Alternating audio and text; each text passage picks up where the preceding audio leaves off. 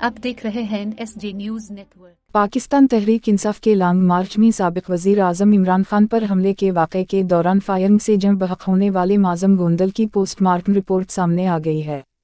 खबर के मुताबिक पोस्टमार्टम रिपोर्ट में बताया गया है कि माज़म को चेहरे पर दाएं तरफ से 7 सेंटीमीटर ऊपर गोली लगी। दाएं तरफ लगने वाली गोली माथे से बाहर निकल गई। पोस्टमार्टम रिपोर्ट के मुताबिक गोली लगने से मौके पर ही माज़म की मौत वाक़ई हो गई। गोली दूर से चलाई गई, समत भी ऊपर से नीचे की तरफ है। PTI के लॉन्ग मार्च के दौरान वज़ीराबाद में कातलाना हमले में साबिक वज़ीर आज़म इमरान खान फायरिंग से ज़ख्मी हो गए थे।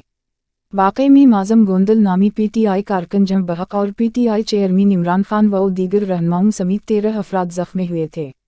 फायरिंग करने वाले शख्स नवीद को बाद में कैंटीन के करीब से पकड़ लिया गया था, जिसने इमरान खान पर फायरिंग का एतराफ़ भी किया था।